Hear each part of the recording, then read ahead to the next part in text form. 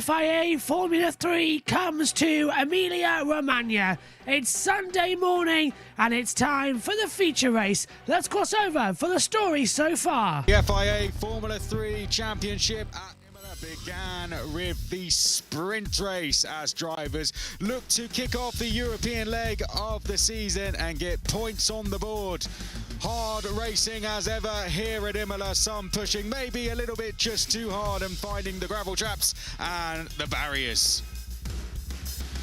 As we pushed on to the final stages of the race, a late virtual safety car saw Noel Leon go through to take the on-track victory, but that would soon change after a penalty, which would see Ollie Goethe reinstated to take the victory ahead of Tim Tramnitz and Noel Leon. Now we come through to the feature race. Welcome everyone to the coverage. We'll clear up those penalties for you in just a second. My name, Chris McCarthy, alongside me, Alex Brundle. So Ollie Goethe and Tim Tramnitz would be ahead of Noel Leon, who would pick up a penalty, a 5-second penalty for weaving. We also had a penalty for Martini Stenchorn, and then we had penalties for Charlie Wirtz for contact, which you saw with Callum Voisin, and Tommy Smith for contact with Murray Boyer. Alex Brundle. Yeah, so clearing up the happenings of yesterday. Leon received a penalty for not following the race director's instructions around weaving after turn 17. Oliver Goethe and Tramnitz reinstated into their positions after an error with the timing matrix created an automated penalty around the safety car, which was then rescinded. So that's the movement we saw, and it saw Goethe take the point for eventually winning that race. But today is a new day, and we have a new feature race over 22 laps. Let's see how they line up, Chris. Well, we have our first 1, 2, 3 lockout for the first time since Sochi 2019. Trident locking out the front 3 positions with Santiago Ramos, Leo Fornaroli, the Italian, Sami Megatunic, and then the Red Bull Junior, Arvid Lindblad next along. Dino Beganovic, Gabrielli, Mini next along as Prema are 4th, 5th and 6th Italian teams locking out the top 6 positions. Ollie Goethe in P7 taking his 2nd win next along. Then we have Luke Browning and Tim Tramnitz rounding out the top 10. Noel Leon comes next, first Mexican on the podium yesterday. Then comes Kasper Stuka, Nikita Bedrin and Nicolas Solov, row 7, Christian Mansell and Matthias Zagazeta, row 8. Martinez Stenchorn will be looking for a better day today. Likewise, Charlie Wirtz, Callum Voisin. Let's see what he can do today. He's going to be on row 10 with hard charger from yesterday, Sophia Flörsch. Watch out for the Alpine Academy driver. Joseph Loke is going to be on row 11 with Max Esterson. Then we have Sebastian Montoya, who was charging through the field yesterday. He's alongside Kian Shields on row 12. Tommy Smith, of course, having those issues yesterday. Bit of contact for him. He's going to be on row 13 with Piotr Wisniewski.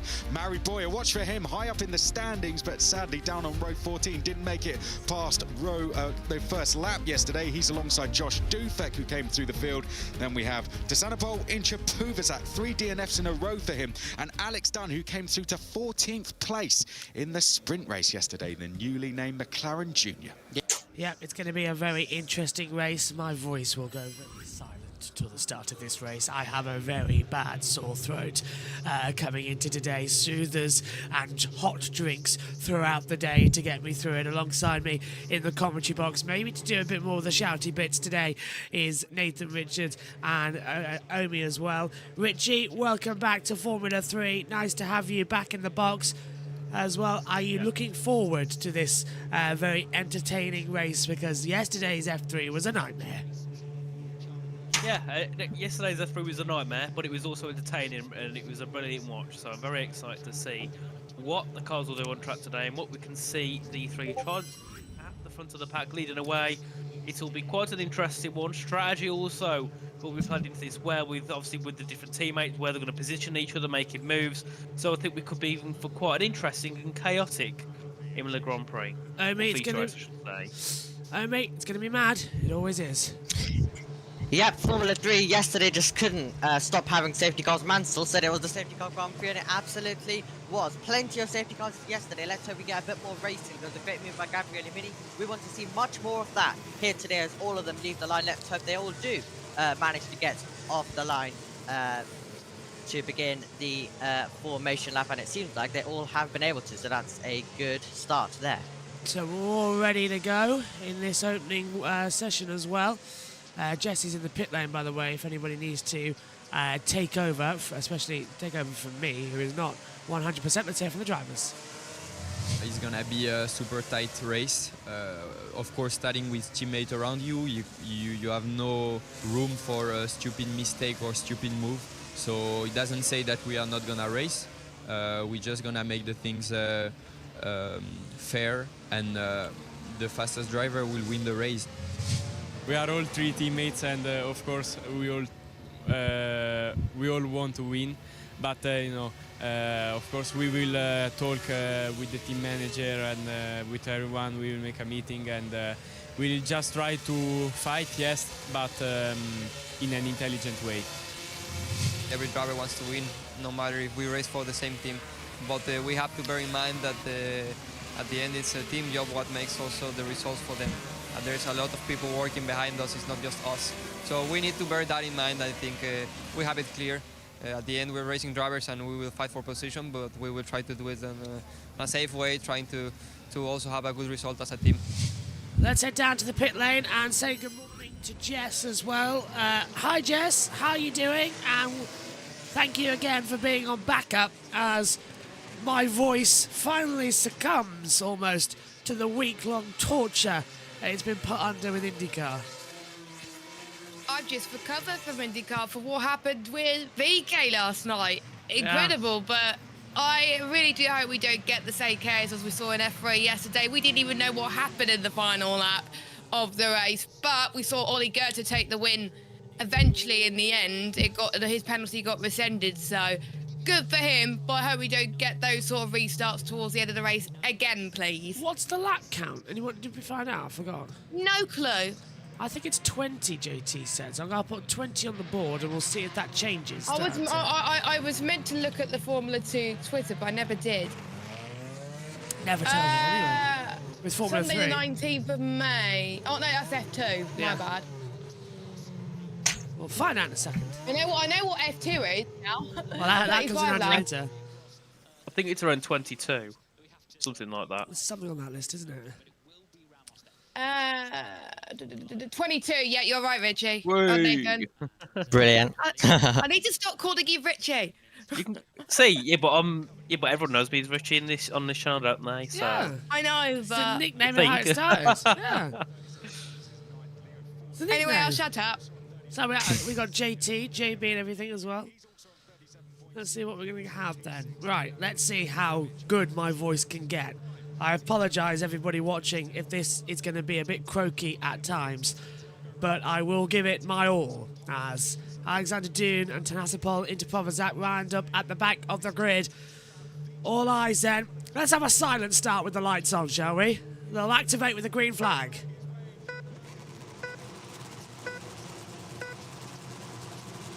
Lights out, race on, good start from Ramos. Forlaroni's going to cut across as well. Metakafu goes to the right, and as we head down towards the first hairpin chicane coming in, are we going to see anything coming back from Arvid Lindblad? No. Bogdanovic is there further back as well, having a battle lock-up from Forlaroni. Ramos into turn 1. He's leading the race, and again, Bogdanovic having trouble further back as well. He can't get through. Go on at the back of Lindblad. Mini's come back on the inside line, coming into the chicane. He goes defensive as well from Lawrence Van Hope and Ollie Goethe coming through a couple of positions as well. Meantime, further back, Sophia Flush made up 2 places on her start as we come in towards Toza for the first time, and Mini's under pressure on the inside line as well from Christian Mansell as they head out towards the Piratella for the first time. And I think as well, Richie, they've all made it through cleanly, which is unlike yesterday.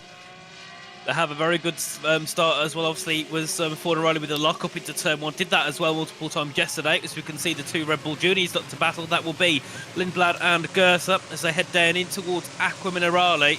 I've got to say, very, very clean start from the whole grid there. Number 20, that will be Noel Leon there looking to make a bit of a battle with Tim Travnitz. Those two battling for the victory last time out in the sprint race. But, well, the Trident's still sitting 1, 2, 3, but the primers have seemed to broke up a bit as Mini has dropped down to P12, so I'm not sure what's happened to him, Josh. I think Solov and Esterson with Montoya as well. We're shielded in a battle, Omi, as we complete the first lap. Ramos, though, Vamos for him on the start. He leads the race, but chased by Fornaroli and Benikafu.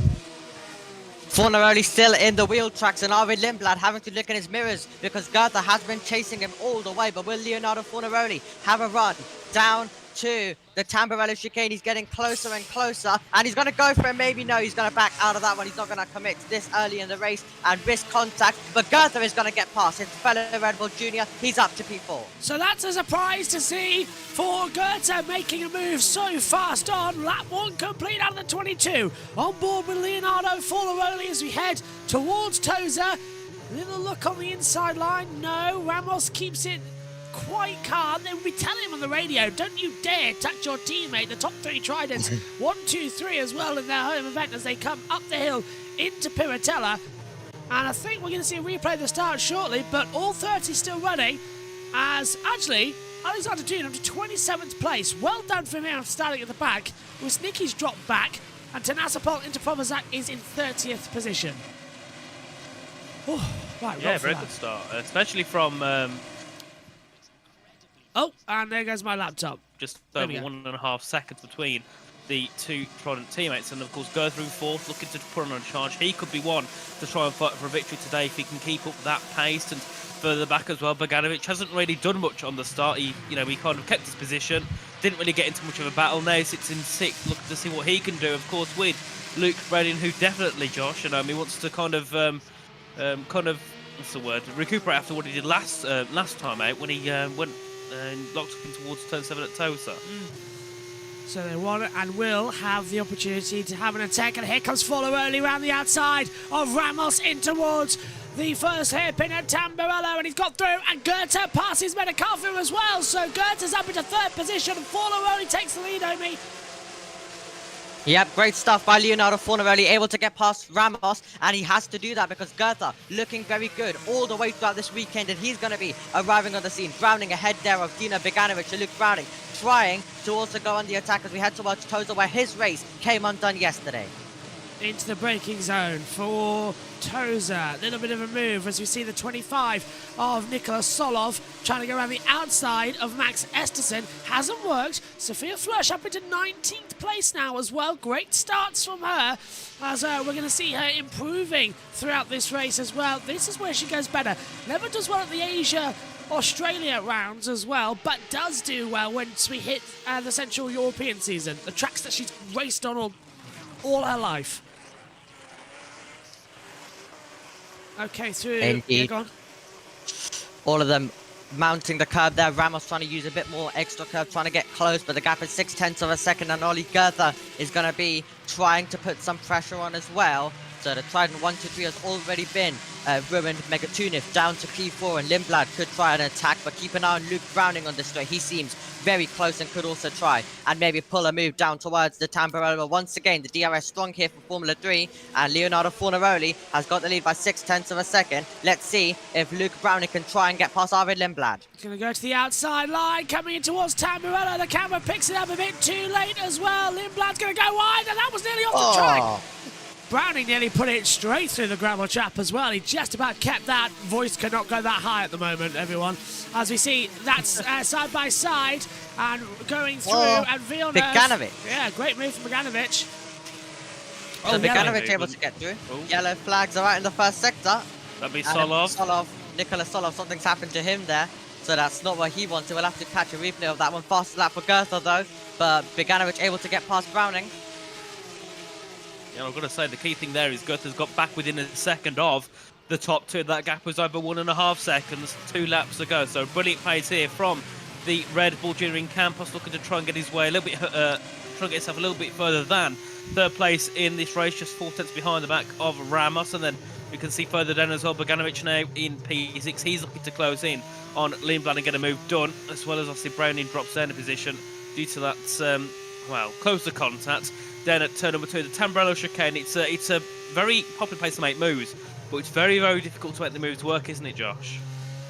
Very much so as well, because it's a tight circuit, this place, as you mentioned. We've seen it even in esports, which the drivers love racing it, but they don't like driving it because you can't get side by side enough. But there's a lovely long straight from Ravazza all the way down to Tamburello, where it sort of weaves in. You get the DRS, and that's what we're seeing now as well for Goethe, trying to go around the outside at Tamburello. Wow. And gets ahead of Santiago Ramos with an absolutely fantastic move, as I think I found the right pitch for my voice for this race.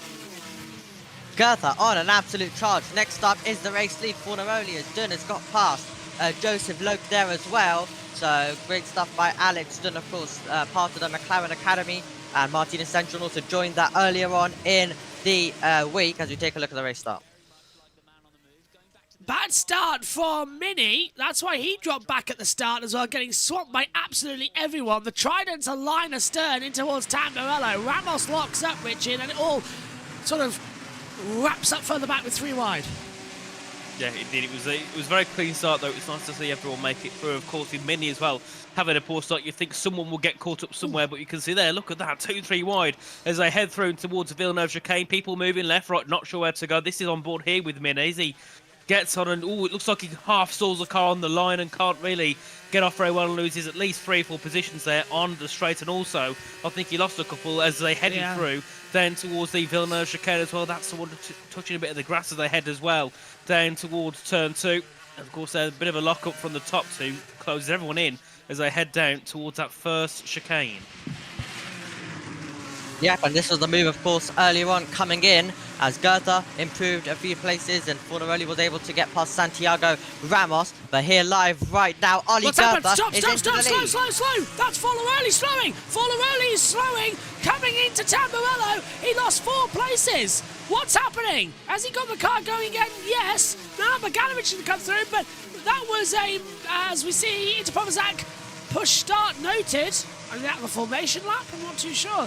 But what happened there to Fornaroli? Lost 4 places.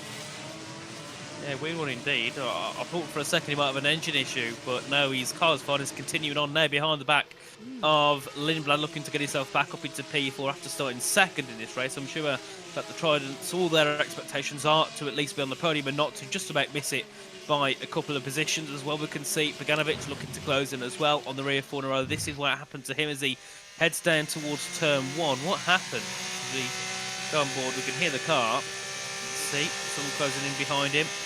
That's Goethe. Oh! Bit of smoke. Hit a bump, smoke came out. Ah. It's like the gearbox just sort of like, didn't give him any drive, and then it came back.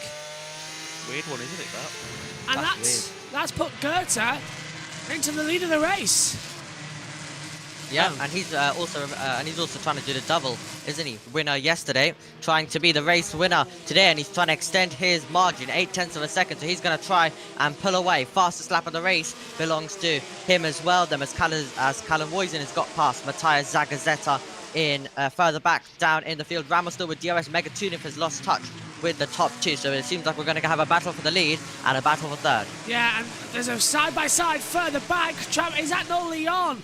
As well as Callum Woisen and Zagazzetta back on. Yeah, Tramanizzi drops down to 11th. Leon and Mini go through as well. Steinshaw gets ahead of Bedrin coming into it as well. So there were a couple of position changes as they come in towards Toza. Goetze leads by half a second to Ramos. And then they got another second to where Metcalfe then Lindblad is. So Alvin Lindblad actually doing amazingly well. If you remember back in qualifying, he was last in qualifying. And then shots up the order with a 1 lap time with about, what, 2 minutes to go? Wow. Yeah, brilliant lap time indeed. And, you know, he's one of those young drivers who, this is the replays, they head down to turn 2. That was Noel Leon, wasn't it, in Tramnitz. All onto the curb there and then being pushed off the circuit was, I believe, Team Tramnitz stops down a couple of positions there. But as I was saying earlier on, obviously, you know, Arvid Lindblad is one of those drivers who can pull something out when he needs to. And then, of course, he's on board with Gabriel Miniz. They went through in towards turn number 6 at the Villeneuve chicane. This is looking at, I believe, this will be Fornaroli, won't it, on the back of Lindblad. Yep. Indeed. So this is the battle right now, taking place for P4, Lindblad in 4th, Fornaroli in 5th, Beganovic in 6th, Ramos. Drive smooth. So don't blow the tyres. Pretty much. Ooh, Fornaroli trying to go back through on Lindblad. Hasn't worked out coming into Tamburello.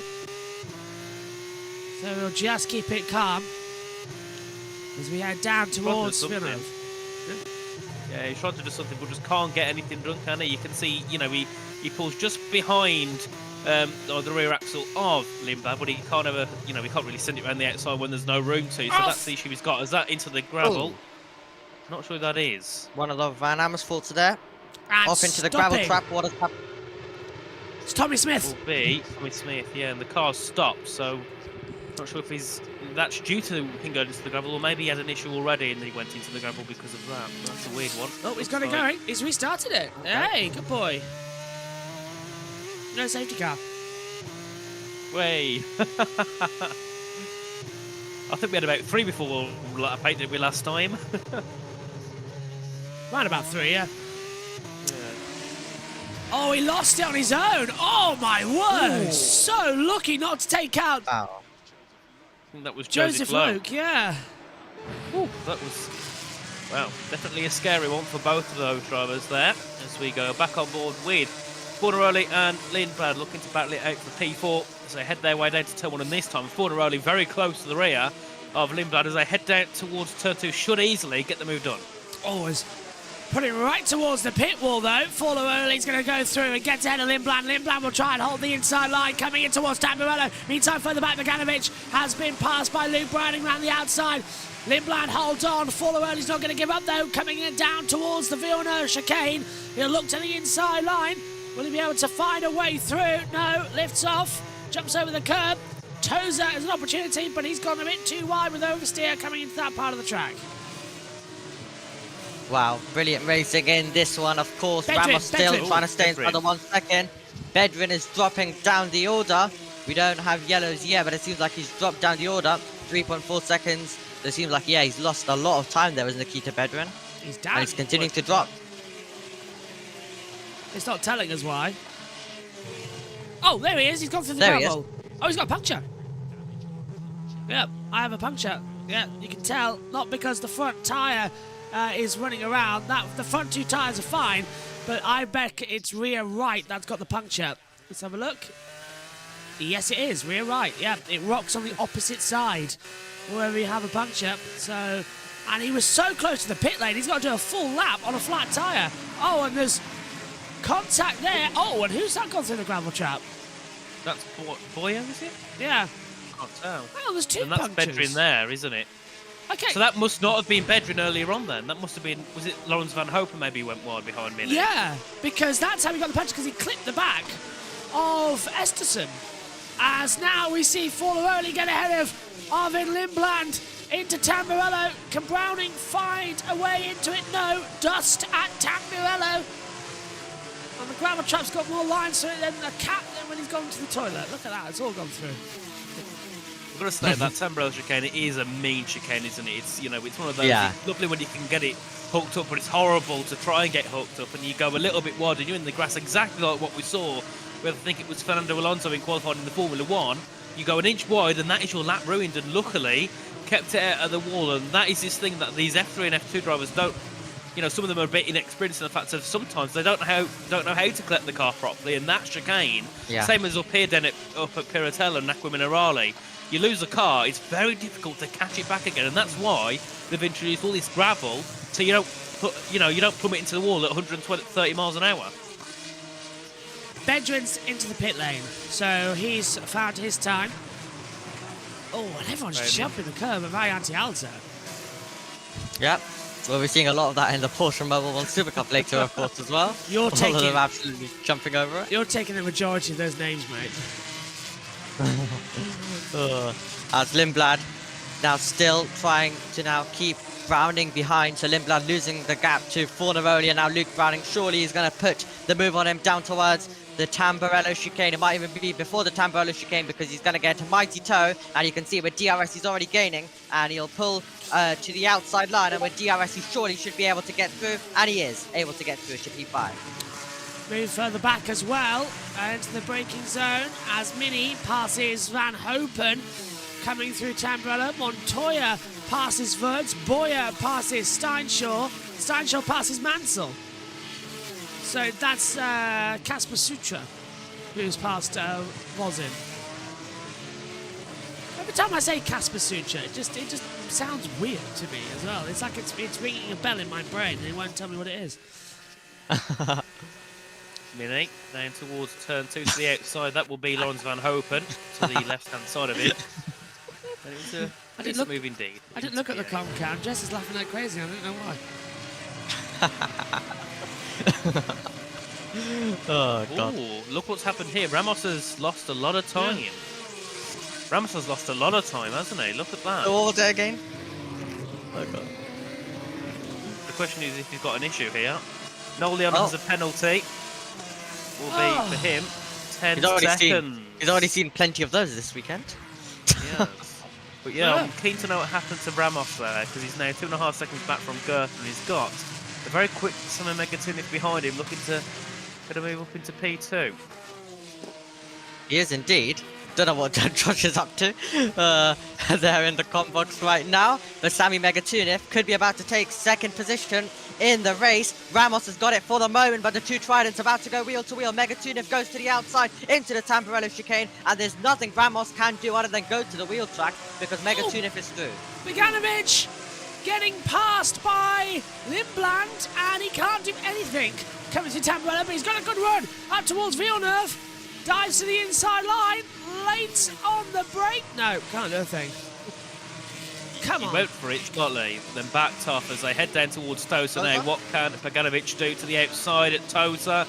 Looks to try and maybe get a switchback on the exit if he can. A decent exit there from Beganovic, and Lindblad looking to cover it off to the inside as they head down towards turn number 9 at the top of the hill at Piratella. To the inside goes Beganovic. Can he get the move complete? To the inside he can, and I don't think Arvid there fought it too hard, did he, in towards that corner. Fantastic manoeuvre from Beganovic. I promise you I'm more excitable than what I sound, but that was fantastic. Side by side at Piratella, you never see a move like that. That was absolutely unbelievable. Get some Seavers, Josh.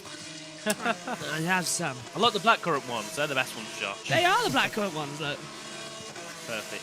Let's have a look. Blackcurrants are my favourite flavour in terms of drinks anyway, so you picked the right one. I really like it. Halls are also the best, so you picked the best choice there, Josh. Exactly. Well done, Josh. You should get some Pyrrhon. That's perfect for a sore throat. I also have a nice hot cup of tea to try and lubricate it, but... You know the weekend when I was doing Monaco, I had a sore throat there too, and it was horrible. You did, I remember, yeah. How you got through that race, I don't know. I have no clue. Mini. And I was... Anyway, carry on. Mini around the outside of teammate Lindblad. And Lindblad's not going to give it. They're going to make contact. Oh, Mini gets through.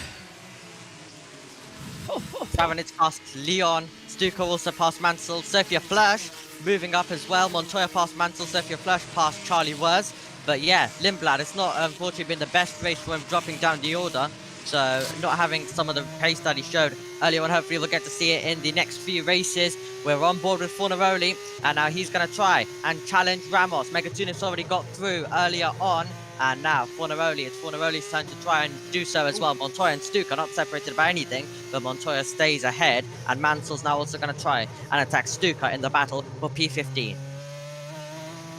Bit of a dip in the gravel then for Ramos as they went through and towards Piratella, and definitely going further backwards than he is forwards at this point, as he was in second earlier on. Now looking to be on pressure for being knocked down to P4 as well, with Luke Browning in fifth, looking to also close in here on this little battle. And already after I think 2 laps, Ramos has lost nearly 2.5 seconds to Megatunic as he looks to try and pressure on to the rear of Ollie Goethe, who's doing a brilliant job out in front.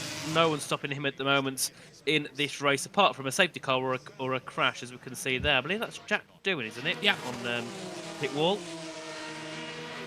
as they head down towards Tamburello. Fornaroli goes to the inside line to get ahead of Santiago Ramos. Is that also going to allow Luke Browning to have a little look? He's in the DRS train, but can't get through on the inside line. Goethe honestly doing amazing right now to do the double here at Imola. And that's essential. Yeah, head of Traminizzi. Yeah, and Stuka and Mansell and Flash all battling. And Wurz gets past his teammate Zagazeta, so some brilliant racing behind. Goethe will improve to second in the championship. The three-way tie will not be a tie at all anymore. It will be Fornaroli with a good advantage as it stands right now in the title race to his former rivals. Now it will be Goethe though. Coming up as Browning has a little look, and he's not going to get past into Piratella, but he's really applying the pressure for P4 right now. Luke Browning wants to try get through because he also wants to try and go and chase Fornaroli as well to try get a place on the podium. Good exit out of Aqua Minerale up to Variante Alta. Is Browning going to have a little look at the inside line coming into Ravazzas? That's what I'm thinking. Look at that, he gets a good exit. Oh, he's got a beautiful exit as well, and wide off the track went Ramos. Look at this from Browning. Go for it on the inside line. Oh, he's thinking about it. Oh, I would have done it. He's got a good chance to get through there. Is Ramos trying to hold Browning up a little bit because obviously Fornaroli being in third, they don't want Browning. Obviously, you know the Tron team don't want Browning ahead of Fornaroli as they head down to turn 2. He'll have the move if he can do it. Side by side, Browning's going to get through these with the DRS. Well done, Browning. That was a move that was not just done with DRS, that was done with some superior skill of acceleration coming through the back half of the track. Look at Sophia Flörsch, going to get ahead of Mansell. So Sophia's going to move up as Boyan, Traminizzi, Montoya battling, and Sophia Flörsch passes Mansell for 16th. Yep.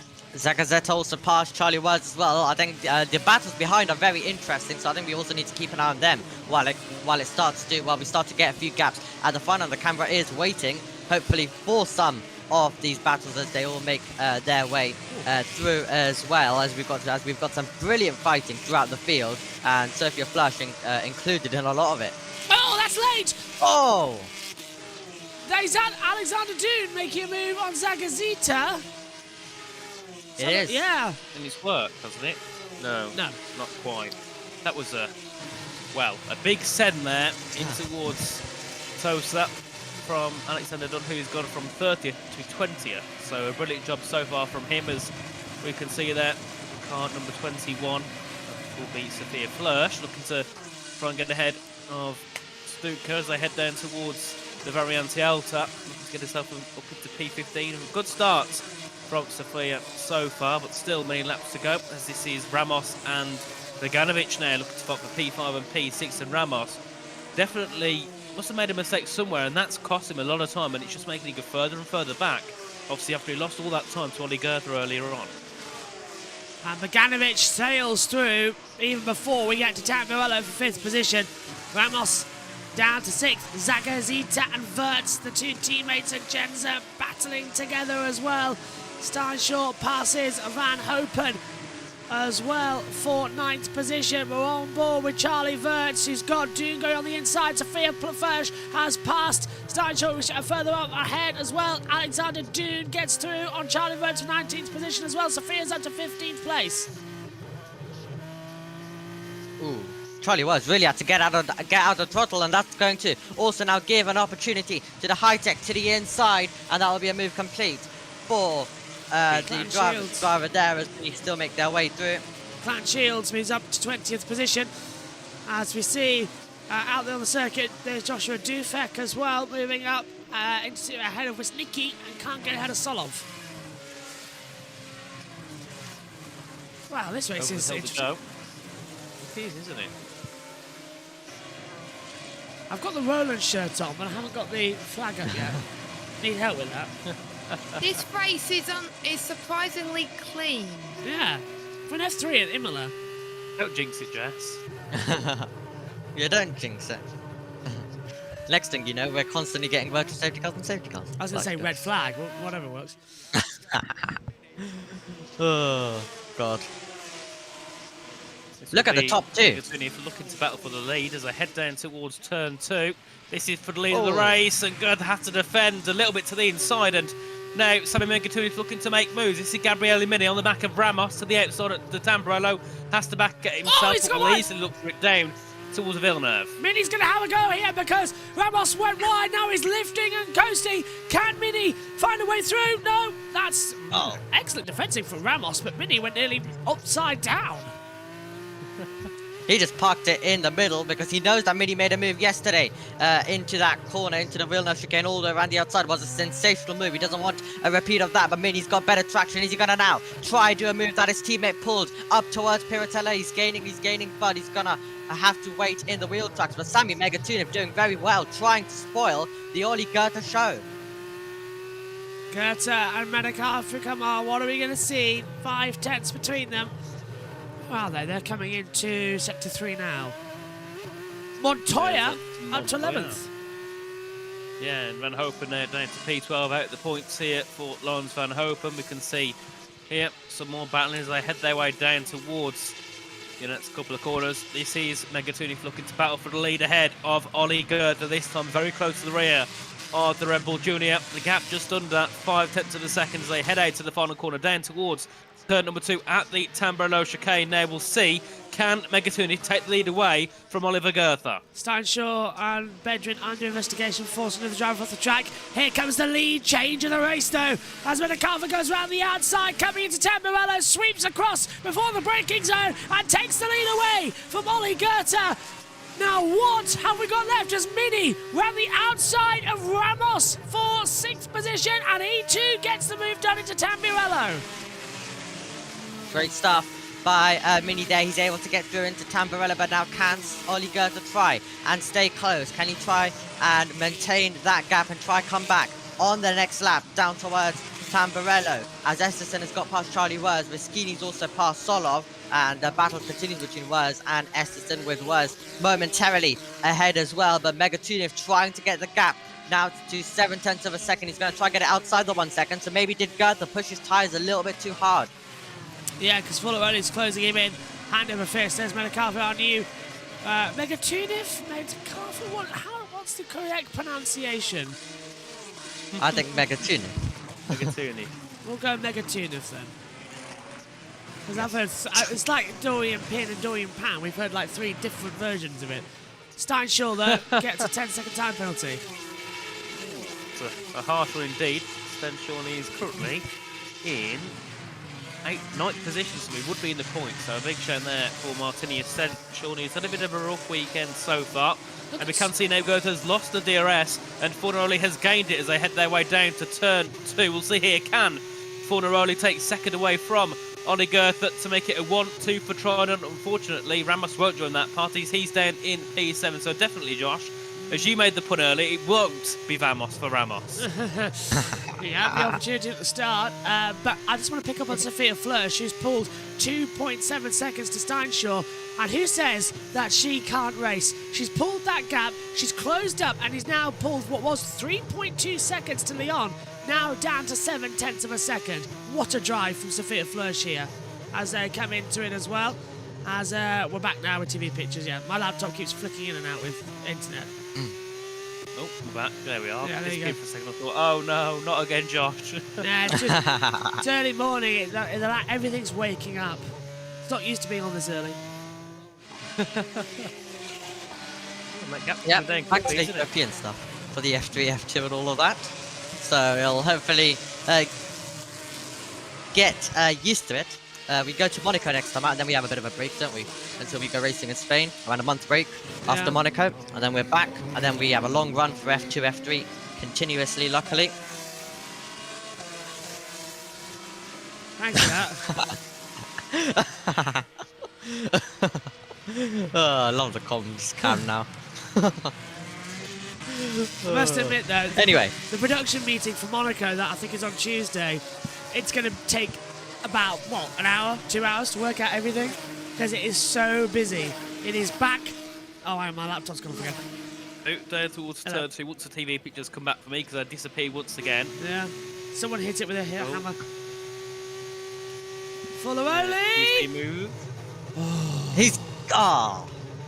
That would have been super brave. It was quite but scary they're because not I good. cut back. Like Yeah. my TV pictures came back as he was heading into the braking zone. It was quite a scary moment. Like, Yeah. sweeping in and then it's going to go upside down, yeah. Well, Usually you don't no, notice Bertha. the... Yeah, usually you don't notice the drops, but it's because it's not connected to Wi-Fi, just Ethernet. So when Yeah. Ethernet cuts out for Yeah. a second, usually the Wi-Fi picks it up, but it's not doing that. But Yeah, we you- need to do it after Jess's race, by the way, Josh. What? Production meeting Tuesday, Yeah. after Jess's race. Oh, yeah. Yeah.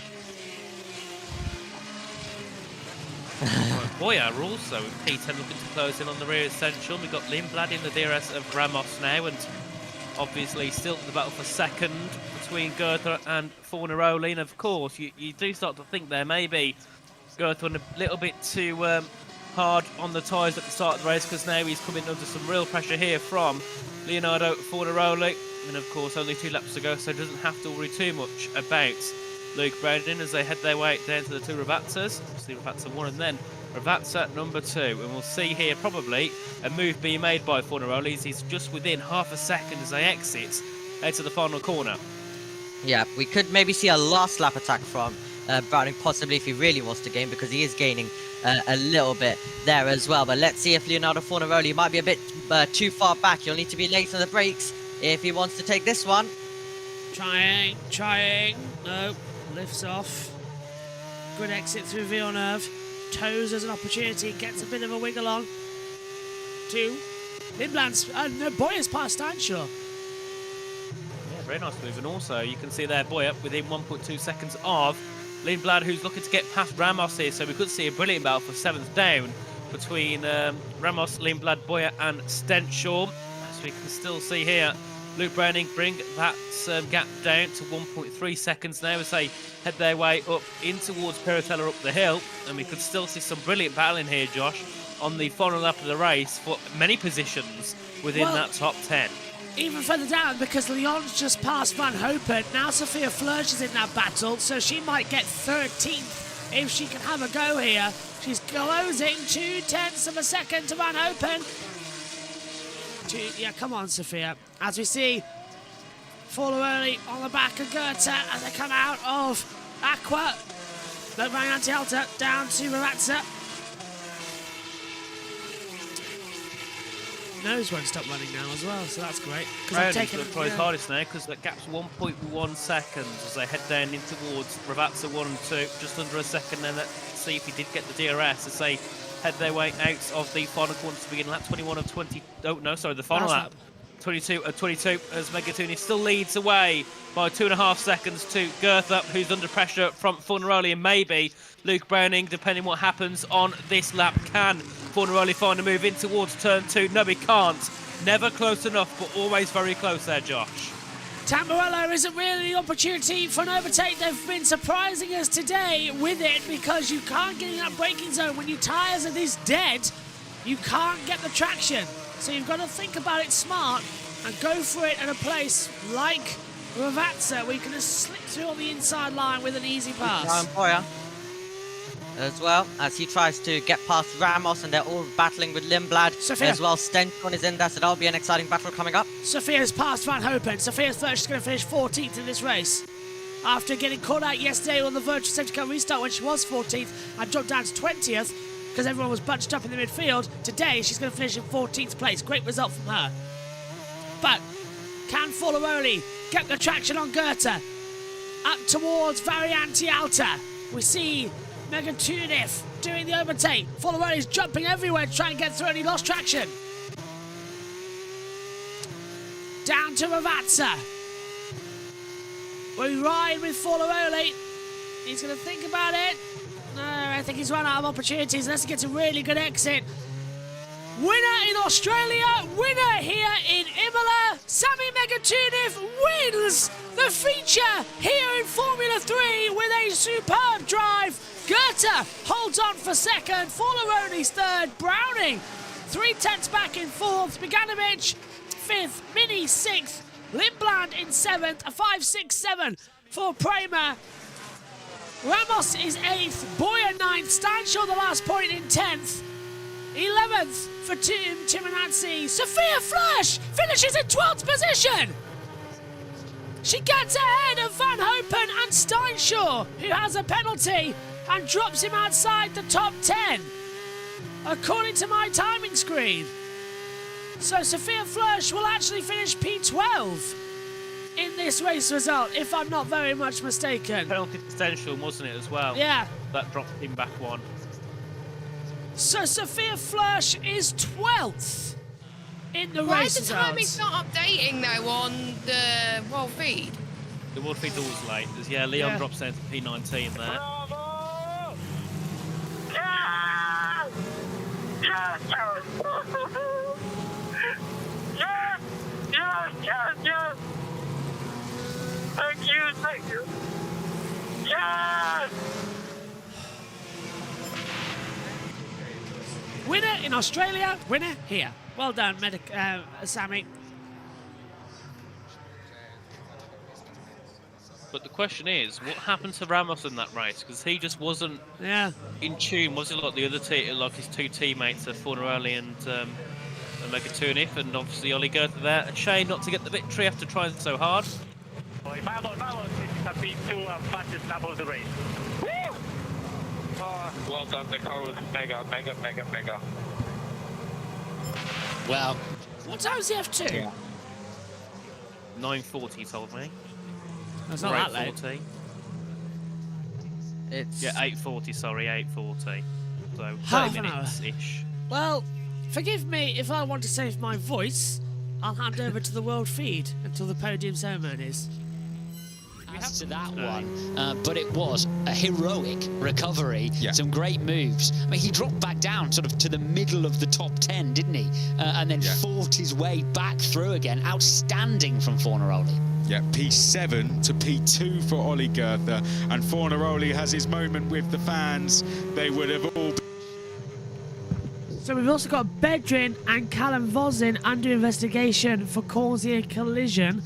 So the stewards are going to take a look at that one as well. Back to the world feed. But he did a driver who's charging after a championship there. Thank you, guys. You're amazing. Thanks, Shanta. Grazie, Rocco. Grazie, Gemma. Grazie, Giacomo. Yes! The win in the maiden season is such a special thing for Megatunif.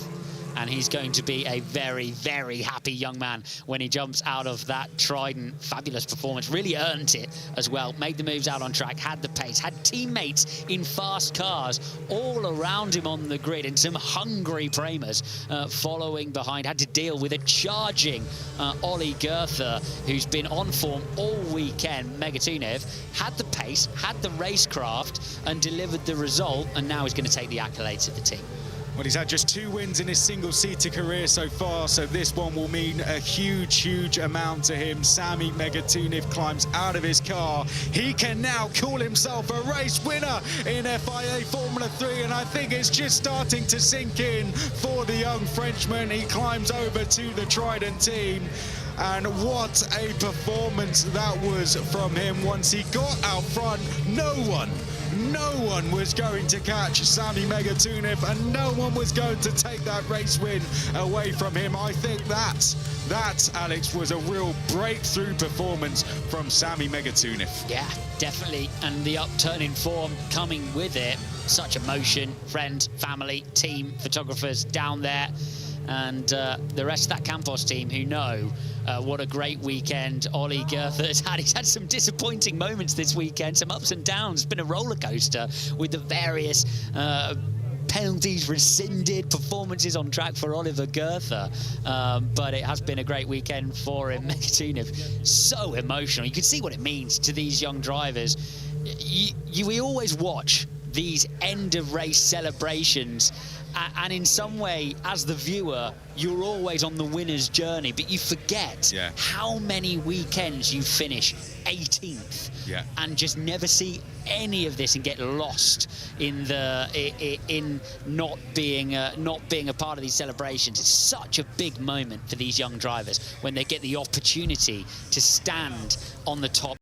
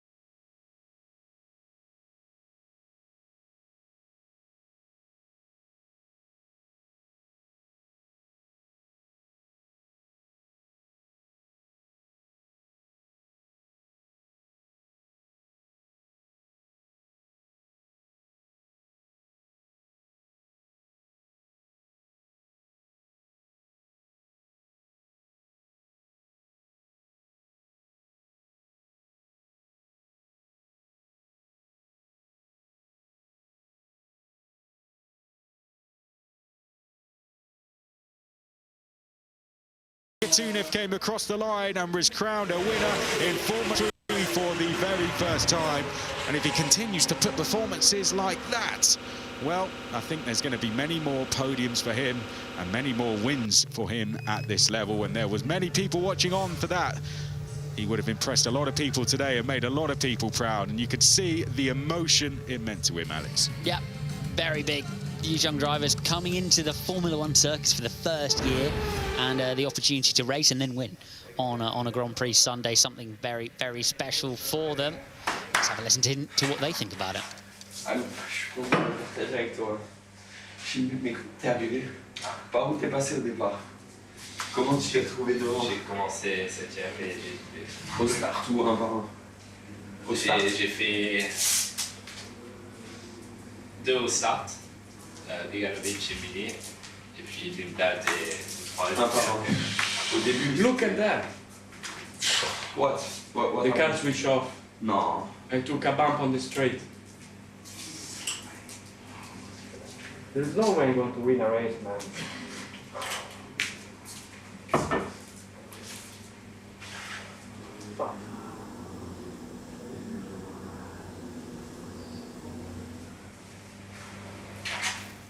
Oh, pure devastation for Leo Fornaroli there. He's the championship leader, as you saw, ahead of Browning, Beganovic, Mini, Goethe. Megatunic fires up to 6th in the standings, but he's absolutely devastated not to be able to take that win. So took a bump on the straight, and then the car switched itself off momentarily. So that'll be an electronic short, just 2 wires touched together or something similar. When you take that bump, devastation for Fornaroli. It's yeah, could easily be one of several things, but in any case, devastation for him. But a great performance, finds himself at the lead of the championship, which will be a great feeling for him when he looks at the standings. Well, here he comes, Leo Fornaroli. 6 podiums for him in Formula 3 now. This his 3rd trip to the podium this season. Olli Goethe, 2 trips to the podium for him this weekend, almost a perfect weekend, and that fires him up to 5th place in the championship. He now just 11 points behind championship leader Leo Fornaroli, and Megatunic up to 6th place in the championship with his very first podium, his first win in Formula 3 for Italian team Trident.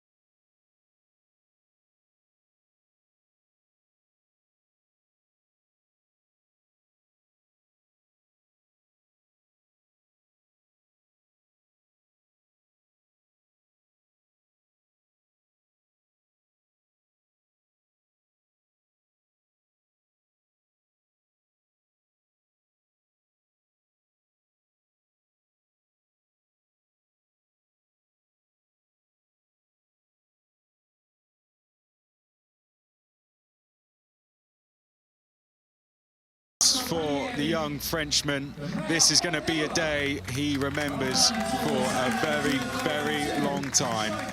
Congratulations, you could hear the emotion over team radio.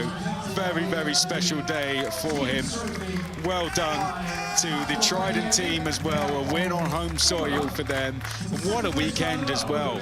They locked out the top 3 positions for the first time in this championship since 2019, and 2 cars on the podium. And Olli Goethe, the almost perfect weekend for him, and he puts himself into contention for the championship now, straight away with that.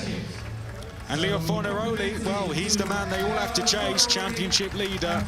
A bit of an unfortunate weekend, a bit of an unfortunate race, shall I say, with the engine cutting out, but nevertheless, he once again gets himself onto the podium and continues that consistency. Great performances up and down the field, Alex, wasn't it? We had some, at the front we had some great battles, but up and down the field we had some great performances. It really was an amazing race. Let's get the thought there from the team up here in the commentary box as well. Let's start with Jess in the pit lane. Jess, what did you make of the F3 race here? Surprisingly uneventful apart from a few punches, but that's probably needed for F2. Good job for our race winner, his first race win of the season. Signs of many more things to come. Amy? Yep, absolutely. Great stuff by Sami Megatunif, and hopefully we have more signs of that in the next few races. And we've had a brilliant Formula 3 round here at Imola. The first one was a safety car race. This one, more action, but of course was a bit more on the calmer side. Excited to see what Formula 2 delivers. Richie? Well, I think the F3 has shown that you can race around here, so F2 should be brilliant. And of course, always great to see some brilliant action in F3 and see many drivers take their first podiums and victories around Imola.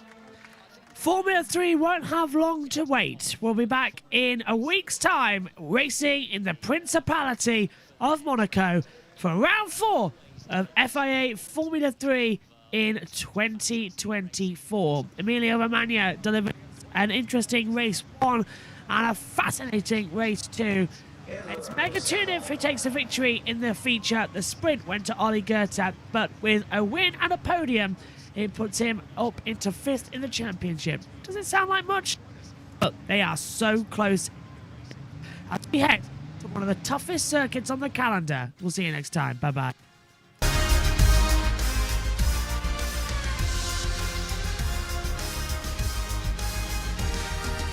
Nicely timed.